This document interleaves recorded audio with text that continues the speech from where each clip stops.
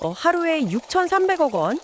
그 주말이나 공휴일도 안 쉬고 매일매일 이 엄청난 현금을 순수익으로 통장에 딱 꽂아 넣는 기업이 있습니다.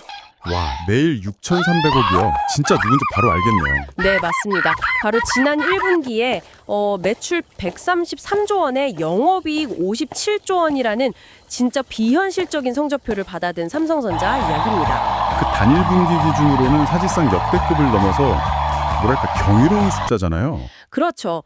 청취자님, 오늘 저희가 이 엄청난 소스 자료들을 바탕으로 깊게 파헤쳐볼 주제가 바로 여기입니다. 근데 여기서 아주 기묘한 현상이 하나 벌어지고 있거든요. 기묘한 현상이라면 역시 그 주가 교류를 말씀하시는 거군요. 네, 정확합니다. 지금 시장이 그 코스피 지수가 거침없이 오르면서 막 7,000선이라는 미지의 영역을 바라보는 엄청난 과열장이잖아요. 네네, 엄청 뜨겁죠 지금. 근데 정작 1등 기업인 삼성전자 주가는 22만 원대라는 아주 무거운 박스권에 딱 갇혀 있습니다. 반면에 경쟁사인 SK 하이닉스는 무려 140만 원대까지 폭등했거든요. 올해 수익률만 봐도 하이닉스는 60%를 넘겼는데 삼성전자는 한 30% 남짓 오르는데 그쳤잖아요. 그러니까요, 청취자님. 이게 약간 어떤 느낌이냐면요. 전교 1등하는 애가 올 A+를 받았는데 옆집 아이는 올 A+의 전액 장학금까지 받아버려서 부모님이 만족을 못하는 약간 그런 상황 같거든요. 도대체 이 엄청난 실적하고 주가 사이의 격차, 이거 왜 이러는 걸까요? 이게 사실 시장이 숫자를 액면 그대로 안 받아들이고 있다는 가장 명확한 증거입니다. 삼성전자가 달성한 그 57조 원 이면을 한번 뜯어볼 필요가 있어요. 57조 원이라는 숫자 안에 다른 의미가 숨어 있다는 건가요? 네, 지금 D램 가격이 전년 대비해서 막 250% 폭등하고 낸드 플래시도 180%에서 거의 200% 가까이 뛰어오르는 전대미문의 그 메모리 슈퍼사이클이 왔거든요. 아하, 그러니까 시장 전체에 돈이 막 쏟아져 들어오고 있는 상황이긴 하네요. 맞습니다. 근데 투자자들 시선이 이제는 단순히 돈을 누가 많이 버느냐 이게 아니라 누가 지금 이 시대의 핵심에 가장 순도 높게 집중하고 있느냐 이쪽으로 향해 있다는 거죠. 순도요? 그 순도라는 말씀은 기업 사업 성격이 얼마나 AI라는 메가 트렌드랑 일치하느냐 뭐 그런 뜻인가요? 정확합니다. 하이닉스가 14만 원대까지 날아간 이유가 바로 그 순도 때문이거든요. 시장은 지금 하이닉스를 단순한 메모리 회사가 아니라 순수 AI 메모리 기업으로 평가하고 있어요. 순수 AI 메모리 기업? 네, 현재 엔비디아 AI 가속기에 들어가는 핵심 부품이 HBM3이잖아요. 근데 하이닉스가 이 시장 물량의 70% 이상을 사실상 독점하고 있거든요. 와, 70% 독점이면 그냥 엔비디아의 절대적인 파트너네요? 그렇죠. 그 결과가 어떻게 나오냐면요. 하이닉스 영업이익률이 무려 71%에 달합니다. 잠깐만요, 71%요? 네, 100원어치 반도체를 팔면 71원이 그대로 이윤으로 남는다는 뜻이에요. 이게 제조업이나 하드웨어 쪽에서는 상상하기 힘든 마진율이거든요. 와, 진짜 경이적이네요. 무슨 소프트웨어 플랫폼 기업에서나 볼 법한 마진이잖아요. 근데 삼성전자도 HBM 만들고 메모리 세계 1인데 왜 삼성한테는 그런 프리미엄을 안 주는 거죠? 그게 바로 구조적인 희석 효과 때문입니다. 우리 청취자님께서 만약에 삼성전자 주식 한 주를 딱 산다고 가정해 볼게요. 네네. 그 한 주 안에는 세계 1위 메모리 사업부도 당연히 있죠. 근데 동시에 스마트폰 파는 모바일 사업부, TV랑 세탁기 파는 가전 사업부, 그리고 막 돈은 엄청 들어가는데 아직 흑자 전환 못한 파운드리까지 다 섞여 있잖아요. 그러니까 주식시장 자본은 지금 당장 터지는 AI 테마에만 100% 올라타고 싶은데. 맞아요. 삼성전자는 덩치가 워낙 크고 포트폴리오가 방대하니까 그 AI의 열기가 가전이나 다른 쪽 부진이랑 막 섞이면서 주가에 온전히 반영이 안 되는 거죠. 이해가 확 되네요. 그러니까 내가 원하는 건 최고급 AI 메모리라는 메인 요리인데 삼성전자 식당에 가면 원치 않는 사이드 메뉴까지 다 들어있는 거대한 세트 메뉴를 억지로 사야 되는 구조군요. 아주 정확한 비유입니다. 근데요, 이 거대한 덩치가 발목을 잡는다는 걸 알겠는데 1분기 영업이익 57조 원은 희석을 감안해도 너무 압도적이잖아요. 다른 치명적인 악재가 당장 눈앞에 있는 거 아닌가요? 네, 핵심을 잘 짚어주셨어요. 구조적 한계는 좀 장기적인 이야기고요. 당장 5월 현재 이 시장을 아주 무겁게 짓누르는 짐이 따로 있습니다. 그게 뭔가요? 바로 5월 21일경까지 이어질 걸로 보이는 노조 파업 리스크입니다. 이게 반도체 산업 특성을 알면 왜 단순한 노이즈가 아니라 아주 치명적인 악재인지 바로 이해가 되실 겁니다. 파업이요. 반도체 공장 그러니까 팹은 일반 자동차 라인이랑 완전히 다르다고 알고 있거든요. 막 컨베이어 벨트 잠깐 세웠다가 내일 다시 켜고 이럴 수 있는 게 아니잖아요. 전혀 불가능하죠. 반도체 웨이퍼 하나가 완성되려면 수백 번의 미세 공정을 거쳐서 몇 달 동안 그 팹 안을 돌아다녀야 되거든요. 몇 달씩이나요? 네, 근데 만약 파업 때문에 전원이나 핵심 공정이 단 몇 시간이라도 딱 멈춰버린다. 그러면 라인에 있던 웨이퍼들은 전량 폐기 처분해야 됩니다. 와, 전량팩이요. 피해액이 장난 아니겠네요. 당장 하루 생산 차질만 빚어져도 손실액이 조 단위, 그러니까 1조 원 단위로 넘어갈 수 있어요. 게다가 지금 노조 측 요구사항이 시장 예상을 훌쩍 뛰어넘거든요. 저도 자료에서 봤는데 영업이익의 15% 수준을 승박격으로 요구하고 있다면서요. 1분기에 57조를 벌었으니까 이거 액면 그대로 수용하면 진짜 천문학적인 돈이 빠져나가는 거잖아요. 맞습니다. 만약 15% 요구가 진짜 받아들여지면 당장 2분기 재무제표에 한 10조 원가량의 막대한 현금을 충당금으로 쌓아야 될 수도 있어요. 10조 원요? 네, 반도체는 매년 수십조 원을 새 장비에 재투자해야 경쟁력이 유지되는 극단적인 자본 집약 산업이잖아요. EUV의 노광 장비 하나가 수천억 원씩 하니까요. 그렇죠. 투자가 생명인 곳이죠. 근데 10조 원이 성과급으로 빠진다는 건 단순한 이익 감소가 아니라 미래기술 투자 동력 자체가 훼손될 수 있다는 뜻이거든요. 시장이 제일 두려워하는 게 바로 이겁니다. 그 충당금 10조 원이 미래 투자 여력을 갉아먹는다는 분석 들으니까 왜 주가가 22만 원대에서 숨을 쉬고 있는지 완전 와닿네요. 네, 불확실성이 너무 크니까요. 근데요, 청취자님, 여기서 우리가 투자자 관점으로 시야를 살짝 틀어볼 필요가 있습니다. 주식시장에 늘 있는 격언 있잖아요. 공포에 매수하라. 아주 날카로운 접근이네요. 만약 이 파업 리스크가 짓누르는 가장 큰 원인이라면 이 악재가 해소되는 순간 주가는 어떻게 될까요? 만약 노사가 막 파국을 피해서 영업이익 10%나 그 이하에서 극적으로 타결을 이뤄낸다면요. 그 시나리오가 현실화되면 진짜 시장 반응은 폭발적일 겁니다. 금융자본은 악재 자체보다 계산할 수 없는 불확실성을 훨씬 혐오하거든요. 불확실성이 사라진다는 게 중요하군요. 네, 합의가 될지 안 될지 모르는 상황에선 외국인이나 기관이 거액을 못 베팅하죠. 근데 어느 정도 선에서 딱 타결이 되고 충당금 규모가 확정되는 순간 억눌렸던 밸류에이션이 용수철처럼 튀어오를 겁니다. 그러면 그동안 하이닉스랑 마이크론만 보면서 막 상대적 박탈감 느끼던 분들한테는 안도 랠리가 펼쳐지겠네요. 벌어진 격차를 메우는 키 맞추기 상승이 일어날 텐데? 네, 충분히 가능성이 있는 이야기죠. 그렇다면 오히려 이 파업 노이즈 때문에 주가가 눌린 지금이 삼성전자를 상대적으로 싸게 담을 수 있는 절호의 기회일 수도 있겠네요. 그렇죠. 단기 악재가 주가를 펀더멘털 밑으로 끌어내렸을 때가 역사적으로 가장 좋은 매수 구간이었던 건 팩트입니다. 네네. 하지만 단기 불확실성이 해소된다고 막 주가가 무한정 오르는 건 아니거든요. 현재 22만 원 선인 주가가 그 진공가 목표가인 36만 원, 그리고 4분기 예상 영업이익 11조 원, 이 엄청난 전망치를 현실로 만들려면 근본적인 성장 트리거가 필요합니다. 36만 원이면 지금보다 60% 이상 더 올라야 되는데 그 퀀텀 점프를 만들 진짜 무기가 뭡니까? 현재 반도체 시장의 넥스 스텝, 바로 HB4입니다. 삼성전자가 2분기, 3분기 지나면서 자사 전체 HBM 매출의 절반 이상을 차세대 모델인 HBM4로 채우겠다고 발표했거든요.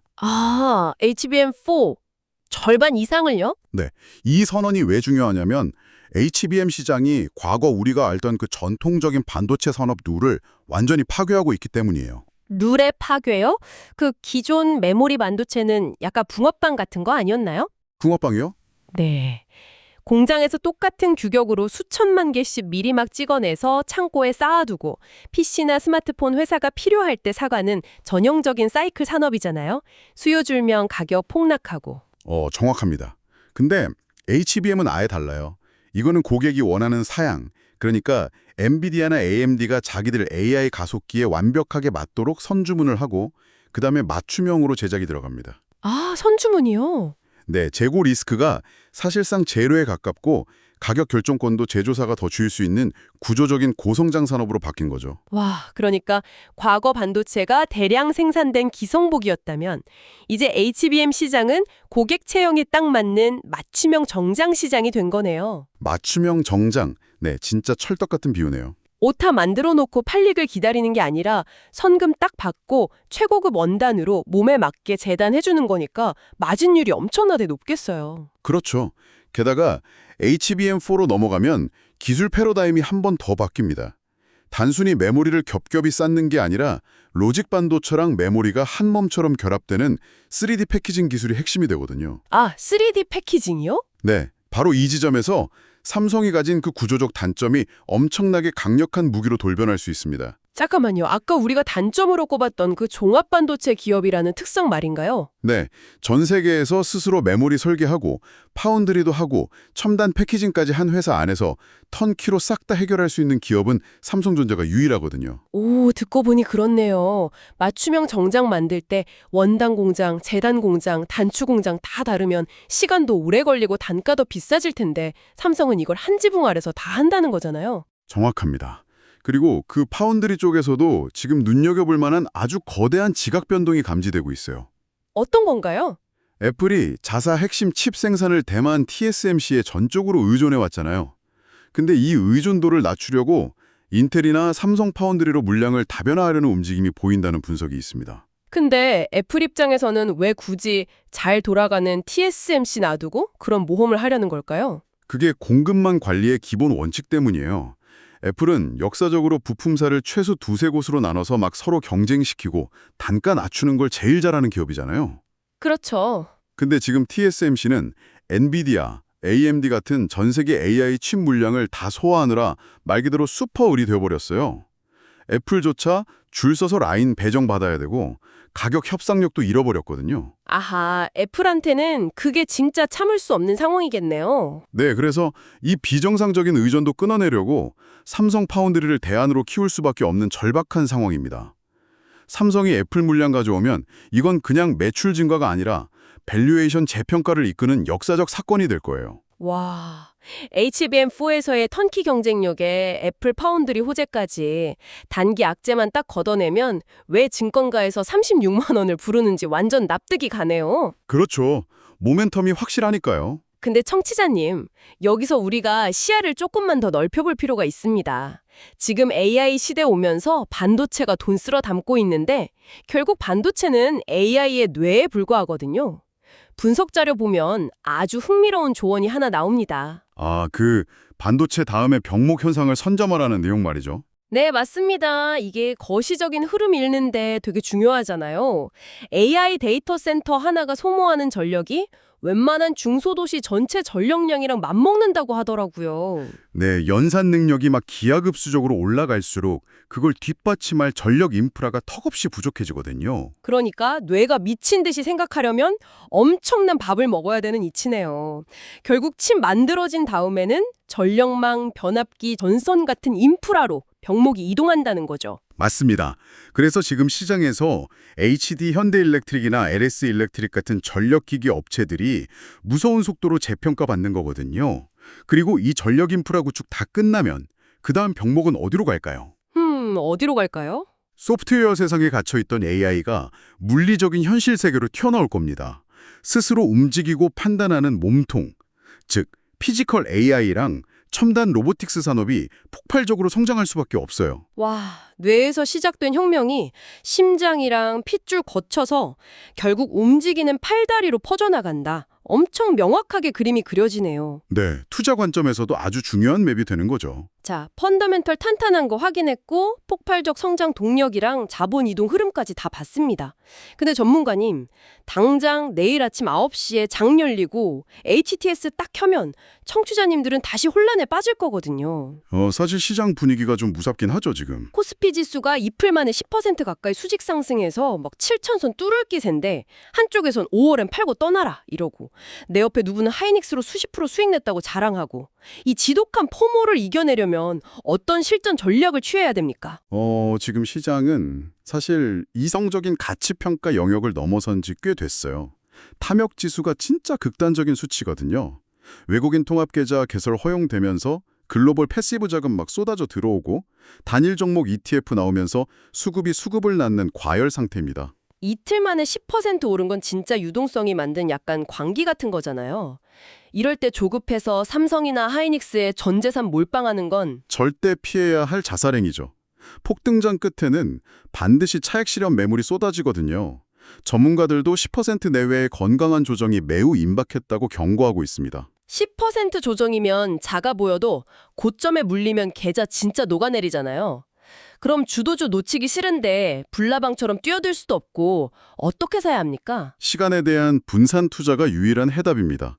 최소 한 달 이상 여유 두고 자금을 4번, 5번 쪼개서 들어가는 분할 매수 원칙 철저히 지키셔야 돼요. 아, 분할 매수요? 네, 기술적으로 보면 60일 이동평균선, 삼성전자 기준으로 대략 20만 원대 중후반에 아주 굳건한 지지선이 버티고 있거든요. 주가가 조정받을 때마다 평균 단가 낮추면서 모아가는 게 가장 확률 높은 전략입니다. 내가 산 주식 내일 당장 오를 거란 오만함 버리고 단가 관리하라는 뜻이네요. 그리고 포트폴리오 짤 때 한 바구니에 담지 말라는 가이드도 있었잖아요. 대형주 40%, ETF 30%, 소부장 30% 이렇게 3단 방어벽 치라고. 네, 아주 합리적이죠. 삼성, 하이닉스 같은 대형주 40%로 계좌 중심 딱 잡고 타이거 탑10 같은 ETF 30%로 리스크 희석해주고 나머지 30%는 한미반도체나 HSP 같은 고성장 소부장에 넣어서 수익률 끌어올리는 동력으로 삼는 겁니다. 이렇게 짜두면 오늘 삼성전자가 좀 빠져도 소부장이 올라주면 멘탈 지킬 수 있겠네요. 심리적 안정이 있어야 이 슈퍼사이클 끝까지 버티니까요. 자, 오늘 저희가 진짜 다방면으로 삼성전자 현주소랑 전략 파헤쳐봤습니다. 네, 아주 심도 깊은 시간이었네요. 삼성전자가 1분기 57조라는 역사적 실적 냈지만 노조 파업, 단기 악재랑 종합 반도체 구조 때문에 억눌려 있잖아요. 그래도 하반기 HBM4랑 파운드리 다변화라는 막강한 무기가 있다는 거 확인했습니다. 맞습니다. 그래서 투자자들은 억눌림이나 다가올 조정을 두려워할 게 아니라 3단 방어벽이랑 분할 매수 통해서 이 장기 슈퍼사이클에 안전하게 탑승할 마지막 기회로 역이용하셔야 합니다. 완벽한 정리네요. 청취자님, 오늘 이 방대한 분석 마무리하면서 아주 도발적인 질문 하나 던져보려고 합니다. 소스 자료 맨 끝에 아직 언론에선 크게 주목 안 하는 흥미로운 변수가 하나 있었거든요. 아, 그 중국 기업 상장 이슈 말씀하시는 거죠? 네, 중국 창신메모리나 YMTC 같은 대표 반도체 기업들이 홍콩이나 미국에 대규모 상장 준비한다는 소식이요. 표면적으로 들으면 중국 자본 수혈 받아서 삼성 위협하겠구나 겁이 좀 나시죠. 네, 상식적으로는 글로벌 공급 과잉 불러올 악재로 해석되니까요. 근데요, 이들이 상장한다는 건 그동안 베일에 쌓여있던 진짜 재무제표, 수율, 기술 데이터를 글로벌 투자은행이랑 기관들 앞에 완전 낱낱이 발가벗겨진 채로 공개해야 된다는 뜻이잖아요. 오, 그렇죠. 심사를 받아야 되니까. 만약에 그 과정에서 중국 반도체 진짜 기술력이 우리가 두려워하던 것보다 수년, 십수년 뒤처져 있다는 참담한 현실이 딱 까발려진다면 어떨까요? 중국이 턱 밑까지 쫓아왔다는 공포가 거대한 착시였음이 증명되는 순간 말입니다. 와, 그렇게 되면 진짜 판이 뒤집히겠는데요? 오히려 관망하던 전 세계 거대 자본들이 지구상의 엔비디아 파트너 될 수 있는 곳은 결국 한국, 삼성, 하이닉스, 미국 마이크론 소수뿐이구나 하면서 한국 증시로 더 맹렬하게 쏟아져 들어오는 역설적인 랠리가 펼쳐지지 않을까요? 글로벌 자본주의 체스판에서 충분히 벌어질 수 있는 아주 드라마틱한 수싸움이네요. 진짜 기술의 민낯이 공개되는 순간 자본 이동은 엄청 냉혹하고 빠를 테니까요. 맞습니다. 안개 속에 있던 2등, 3등의 진짜 성적표가 공개되는 날 비로소 1등이 얼마나 압도적이었는지 전 세대가 다시 깨닫게 될지도 모릅니다. 오늘 당장 주가 안 오른다고 초조해할 필요 없는 이유죠. 네, 거시적인 안목이 필요한 시점입니다. 거대한 체스판 위에서 다음 자본 흐름이 어디로 갈지 청취자님도 그 흥미로운 결말 한번 상상해 보시기 바랍니다. 오늘 저희가 준비한 심층 분석은 여기까지입니다.